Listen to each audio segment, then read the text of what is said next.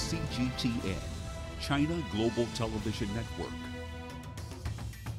The world's biggest football extravaganza kicked off this week in Russia, and Africa's hopes at the 2018 World Cup now rests on 5 teams. Senegal, Egypt, Morocco, Tunisia and Nigeria will over the next 1 month carry the continent's hopes and dreams in achieving global football success. However, no African team has ever made it past the quarter-finals, despite the continent boasting a wealth of football talent. So, what are Africa's football challenges both on and off the pitch? How have they affected Africa's chances at the World Cup? And what measures can be taken to finally bring the trophy home? I'm Mahia Mutwa. Welcome to Talk Africa.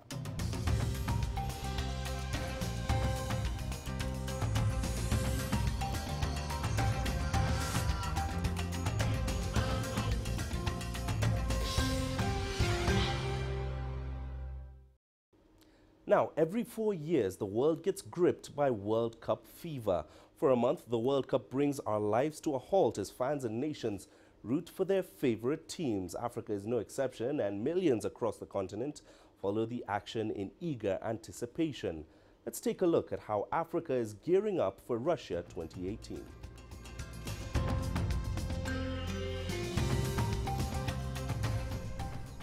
Egypt, Morocco, Tunisia, Nigeria and Senegal, Africa's contenders for the FIFA World Cup in Russia. No African team has ever reached the World Cup semi-finals, so the teams hope that now's the time to change that. Africa has always had plenty of potential in the tournament, but several challenges have held them back. This includes poor preparation, internal strife, as well as tactical errors at key moments. Experts say Nigeria and Senegal will likely get into the second round. Their strategy will determine whether they go beyond that. Nigeria have qualified for more World Cups than any other African team. The Super Eagles are coached by German Gernot Rohr. Players to watch include captain John Obi Mikel and Victor Moses. Nigeria face Croatia, Iceland and Argentina in the group stages. Senegal are the second African team to ever qualify for the World Cup quarter-finals. The Lions of Teranga are looking forward to their second World Cup under coach Aliou Cissé. Their talent includes Sadio Mane, who plays for Liverpool. They face Poland, Japan and Colombia in the group stages in Russia. Egypt, meanwhile, are making a long-awaited return to the World Cup. The Pharaohs have only featured in the tournament 3 times over 84 years, and coach Hector Cooper will be counting on star player Mohamed Salah, who scored a season record in the Premier League. Egypt face Uruguay, Russia and Saudi Arabia in the group stages. Tunisia, meanwhile, are making their 5th appearance at the World Cup. Under the care of Nabil Maloul, the Eagles of Carthage are known for their resourcefulness. They'll be facing England, Belgium and Panama in the group stages. And finally, Morocco have represented Africa 4 times in the World Cup. Coach Hervé Renard is banking on the talents of Mehdi Benatia and Mbark Boussoufa. Morocco face Iran in their opening match and face highly rated Spain and Portugal also in the group stages. Now joining me to analyze Africa's football and give us some insights into why the continent has so far been unable to win the ultimate prize are Ken Ochunogor in Lagos. He is a sports analyst and the owner of Sportsgate Limited Nigeria. Marwan Saeed joins us from Cairo. He is a sports journalist as well and general manager of kingfoot.com, Egypt's premier football website. And with me in studio we have Arnold Kanyangonda, a sports consultant. Welcome, gentlemen, to Talk Africa. Now, let's start by taking a look at the World Cup groups that African teams are in. Egypt is in Group A with Russia, Saudi Arabia and Uruguay. Morocco Group B, a tough pairing which has Portugal, Spain and Iran. Nigeria is in Group D with Argentina, Iceland and Croatia. Tunisia sit in Group G with Belgium, Panama and England, while Senegal are in Group H with Poland, Colombia and Japan. Let's start with you, Marwan. How likely are African teams to progress this year? I think each team has a different percentage of progressing to the next round. Each team has been pitted in their own group. If we start with the Egyptian national team, it's with the hosts, with Saudi Arabia, with Uruguay.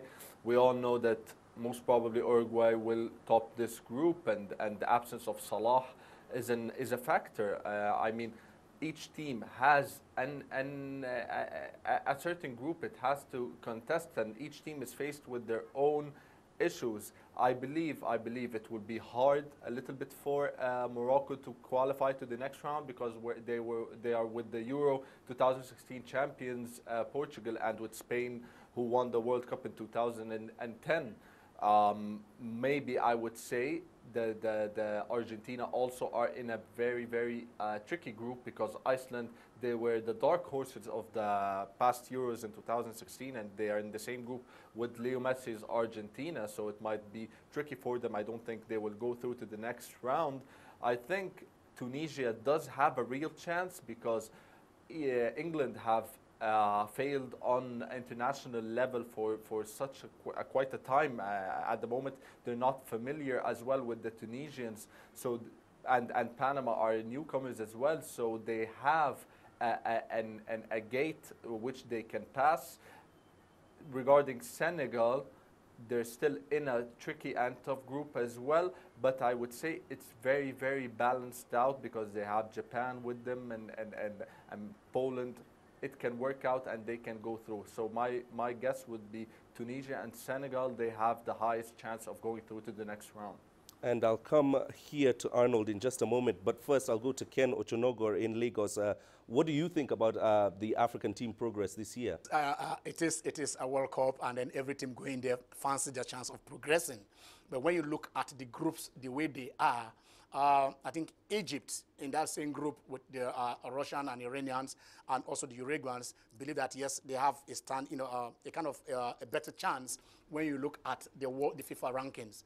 67-70 for both Saudi Arabia and Russia means that if they can take their chance in the very first match against the Uruguayans and get a result, or maybe get a point or so, they can say, yes, all the other ones are within their pass, within the teams that they can beat. Iran and Russia, they are not afraid.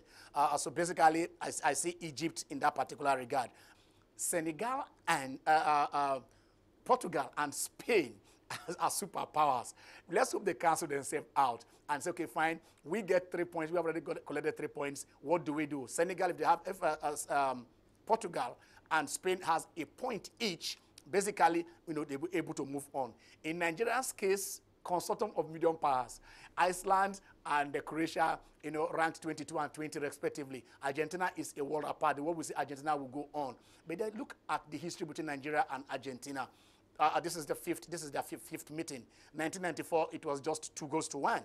They met again in 2002, 1-0, 1-0 again in 2010. So basically, I see Nigeria outside chance, but then don't ever rule out Nigeria. It might be one of those years that Nigeria will go into the second round, and from then, anything matters. I'll jump in just a moment, because Arnold is sitting here and he's been twitching to get in a word in. I just want to throw the same question to you, Arnold. Do you have a reaction to what they've said about the teams? I think Ken was bigging up Tunisia and Nigeria's chances, while Marwan says Senegal have an outside chance. What do you say?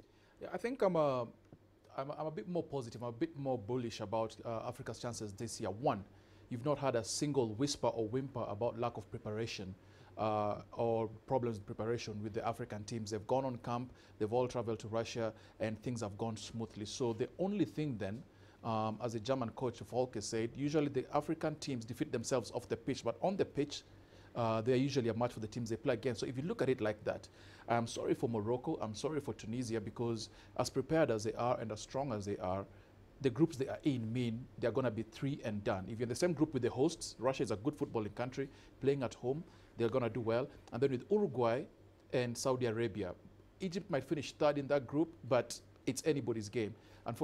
Unfortunately for Morocco and Spain, Morocco in the same group with Spain, and Portugal, they're 3 and out. Tunisia in the same group with Belgium and England. For all of England's faults, they usually know how to navigate the group stages of the World Cup or the Euros. Tunisia might also go out. The 2 teams though, that I'm looking at going through definitely, Senegal and Nigeria. Talented, experienced, well prepared. And so I see Senegal and Nigeria going through to the second round, perhaps Egypt. I see both of them actually making their quarterfinals. And something tells me, I don't know what, but something tells me Nigeria is going to surprise a lot of people this year. If they make the semifinals, though, I won't be surprised. All right, all right. Ken does agree with you. I see him on the screen there. But you did bring up the issue of disorganization. This has obviously plagued African teams. Thinking back to Ghana in 2014, when the team refused to step onto the pitch until fees from the government were airlifted actually all the way to Brazil. This time round, you did touch on it that CAF and FIFA have given the 5 African teams money in terms of preparation. Ken, do you think this will help, and do you feel that African teams have had enough preparation this year? Yes, definitely, because the bane of African football has been funding. And you get $500,000 from CAF, you have about $2 million coming in from FIFA, and say, look, this bonus issue. Take Nigeria, for instance. They've settled, they've paid them all their outstanding allowances, which was not always the case. And it's okay, fine, we're even going to pay your bonuses up front. There is enough money to go around. And then since it is part of what they are going to earn, it's not a question of saying, okay, fine, we want to borrow and pay later. So basically, that will quell that. But in going through this, like you said, the Super Eagles, a very good preparation, going there, playing friendly matches outside there. Maybe you look back to '94 when they went to Papendale, and that, Westaf was still the coach, and that's when they prepared this much. So in terms of preparation, I think you give them touch mark. And the North Africans, of course, they've always been organized. And then Senegal, look at the president going there to, tell them, we are behind you. So basically this time, there won't be those fights before crucial matches, say, let us collect allowances. But basically, in terms of funding, in terms of squabbles for their allowances, that will not be there. The teams are settled, and I believe that will not be a distraction when they go onto the pitch to go and play the matches. Okay. Now, Arnold, earlier this week, the news was the big vote for the 2026 FIFA World Cup, which pitted the United States, Mexico, and Canada against Morocco, and that, of course, did not go Morocco's way. How exactly did they lose it, and will this have a psychological effect? Well, first of all, how did they lose it? You have to look at who they were bidding against. And it tells you a lot that no other country or no other joint bid took place once the United bid was announced. That's Canada, Mexico, and the US. Those are big countries, big sporting countries. The United States, the wealthiest country in the world's largest sporting economy. Mexico has hosted the World Cup twice, including once when they had to come in for Colombia late before 1986. And of course, Canada has hosted the Women's World Cup, one of the richest countries in the world. Any single one of this against Morocco, it was always going to be a difficult fight. Now, stacked together, no other bid in the world would have a chance, and Morocco refused to host the 2015 African Cup of Nations. It got to a point where Africa's premier football tournament was going to be held perhaps in Qatar, which would have been embarrassing for the whole continent. And so a lot of countries took umbrage at that. African football has not been happy with Morocco. They've since tried to reintegrate. There's been steps towards being welcomed back, but as a Morocco bid, as opposed to South Africa, which was an African bid, it was always going to be a tough one. But the margin of the result, 134 to 65, should tell you that objectively, the United bid was better in every measurable way, as the technical report by FIFA showed, than Morocco was ever going to be. Personally, I think it's a good thing. I think Morocco should perhaps stop, having bid 5 times and lost 5 times, should perhaps reconsider the effort and the time and the energy and the money they put into this, and perhaps use that to develop grassroots football. Okay, we'll wait and see. Hopefully it will be another African team, African nation in the near future. But Ken, let me come back to you, and let's talk about the teams that have won it. The World Cup has only been won by 8 teams. Obviously, Germany and Brazil have led the way with 4 and 5 wins respectively. Why do you think this is? Organization, tradition, and those are things that are there. You ask yourself if the Brazilians have it 5 times, the Germans and the Italians, 4 times. Why hasn't the Dutch won it in spite of the kind of the coaches they have and the players that they have? I think these things are just traditional. Spain went over. They failed so many times. They nearly team before they won. Before they grabbed it. In 2010. So it's a kind of, how do you say that? Maybe the Argentines, when they are going to the World Cup, their mentalities are going to win. Brazilians, five times outside Brazil, they've won it. They hosted twice in 1950 and 2014, and they didn't win it. So it is, they have a traditional teams. If Italy has qualified, I tell you, they are one of the favorites. They're one of the teams that will say you are going to count on them to win to win the World Cup. It is the mentality. It is the people believe that yes, we can do it. Until you break into that exclusive clubs of 8 countries that have won the World Cup, it is going to be difficult for any outsider to do that, no matter how good that you are. But for now, just progressing is getting to the semi-final should be the target of any African country. And when we get there, we can say, okay, haven't gotten to the semi-final, we can get that trophy. But for now, no. It is still the big boys. It is still the Brazilians. It is still the Argentines. These are the countries that people are looking out to. From the year 1993 to 1998, the most feared national team in the world was Nigeria. I think you and I will agree, or we might disagree, but I'm strongly convinced, and I've been convinced to this day exactly, that the 1994 World Cup final should have been Nigeria-Brazil. Nigeria 1998, as you pointed out, if not for that row about bonuses, could have beaten Denmark easily in the second round and gone to the quarterfinals. So you mentioned organization, you mentioned tradition. The other two things I'll add to that is passion, and let's not pretend, population. The Netherlands has never won it, but people forget the Netherlands is a country of 16 million people. You look at Brazil, Brazil has got what, almost 200 million people. You look at Nigeria, same population. You look at the countries that win, Germany, small country in size, but has got 83 million people. So they've got a deep pool of talent to pick from.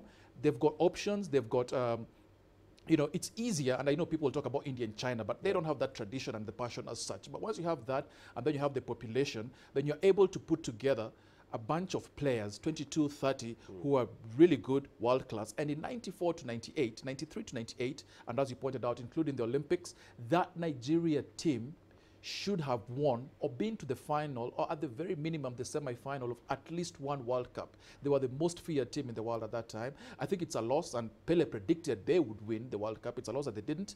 And African football sort of took a couple of steps back after that, because if you had those players to look up to growing up then, that would be the crop of players now going and saying, yes, we know there's another member of this exclusive club, and it's Nigeria. Yeah, and what players they did have in that 90s squad. Let me take it back to Maro and then ask you the same question. Why does it seem that there's just a few number of teams that have won the World Cup in all the history of the tournament? I think it's down to determination, and in my opinion, how you perform, how well you perform in the World Cup is all about mentality. If you're right here, then you can right on the pitch. But if you're not right in the head, if you're not focused, because the World Cup comes after a very, very long season. It comes after a lot of preparations, 4 years of preparations. So you have to be focused for 1 month. 1 month, give your all, be determined to win this competition. And this is what happens. If you win it once, you have the motivation of people telling you, we did it once, we do it again. You have it in you that you want to repeat this feat again. And this is why we've seen a country like Brazil, for example, even though they won it 5 times, still people vote them basically for every World Cup that they can win it, because they've shown in the past that they are very determined, they can win the World Cup. They have a pool of talented players, like my colleague just said, you know, and this is what makes the difference. We'll take a short break now. When we come back, we will have more on the challenges to Africa's quest for the ultimate footballing prize. Stay tuned.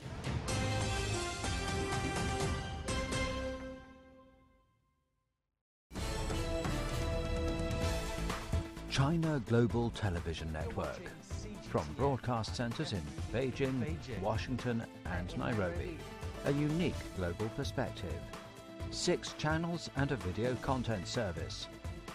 News when you want it and where you want it.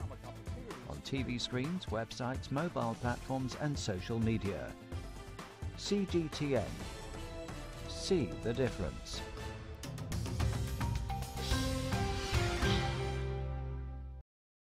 Welcome back to Talk Africa. My expert panel of guests is still with me. Ken Ochonogor in Lagos. He's a sports analyst and the owner of Sportsgate Limited Nigeria. Marwan Saeed joins us from Cairo.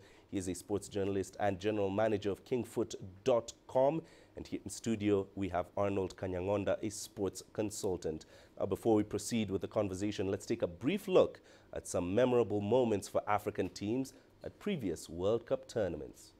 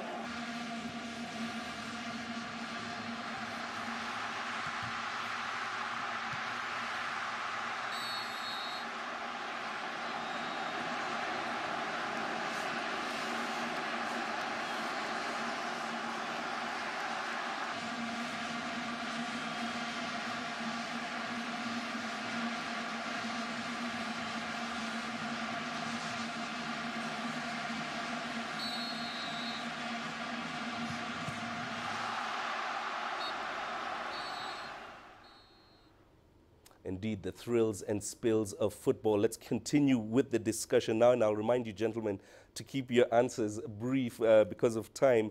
There we saw, obviously, memorable footage. Cameroon against Colombia, Senegal against France, and Ghana against Uruguay. Great moments, some heartbreaking moments. I'll come back to you, Arnold.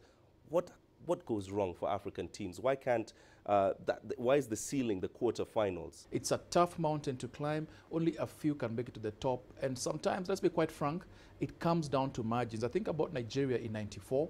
There's a foul not called by Maldini on Yakin. If that is called, the game changes completely. They could have put the game to bed.